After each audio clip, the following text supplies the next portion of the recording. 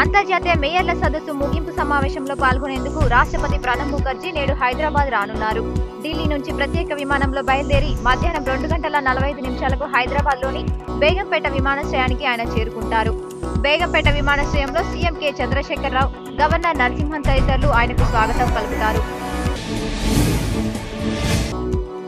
నిబంధనలు ఉల్లంఘించి వాహనం నడిపితే ఇకపై భారీ జరిమానా చెల్లించాల్సి ఉంటుంది. ఈ మేరకు కేంద్ర ప్రభుత్వం కొత్త వాహన చట్టానికి రూపకల్పన చేసింది. దీని ప్రతిపాదనల ముసాయిదాను కేంద్ర ఉపరితల రవాణా శాఖ నిన్న రాష్ట్రానికి పంపింది. దీని ప్రకారం డ్రైవింగ్ లైసెన్స్ లేకుండా వాహనాలు నడిపితే 10,000 రూపాయల జరిమానా విధిస్తారు. కరీంనగర్లో జాతీయ స్థాయి అండర్-14 ఖోఖో పోటీలు ప్రారంభమయ్యాయి. ఈ పోటీలను ఆర్థిక మంత్రి ఈటెల రాజేందర్ ప్రారంభించారు. ఈ పోటీలలో పాల్గొనడం కోసం దేశంలోని వివిధ రాష్ట్రాల నుంచి జట్లు వచ్చాయి.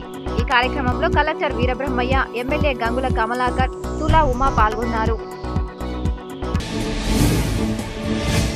రైతులకు భరోసా కల్పించడంతో పాటు క్షేత్రస్థాయిలో రైతు కష్టాలు, కరెంట్ సమస్యలు, ప్రజల బాధలు తెలుసుకునేందుకు ప్రధాన ప్రతిపక్ష కాంగ్రెస్ పార్టీ రైతు భరోసా బస్సు యాత్రకు సిద్ధమైంది.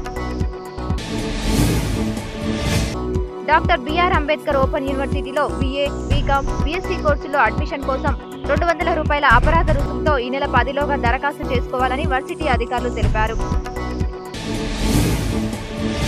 శ్రీవారి దర్శనానికి భక్తుల రద్దీ సాధారణంగా ఉంది. వెంకన్న స్వామి దర్శనానికి భక్తులు 16 కంపార్ట్మెంట్లలో వేచి ఉన్నారు. శ్రీవారి సర్వదర్శనానికి 8 గంటలు, ప్రత్యేక ప్రవేశ దర్శనానికి 2 గంటలు, కాలినడకన వెళ్లే భక్తులకు 4 గంటల సమయం పడుతోంది. భారత్ విండీస్ల మధ్య జరిగిన వన్డే మ్యాచ్లో విండీస్ జట్ 124 పరుగుల తేడాతో విజయం సాధించింది. 321 పరుగు విజయ లక్ష్యంతో బరిలో దిగిన భారత్ 197 పరుగులకే ఆలౌట్ అయింది.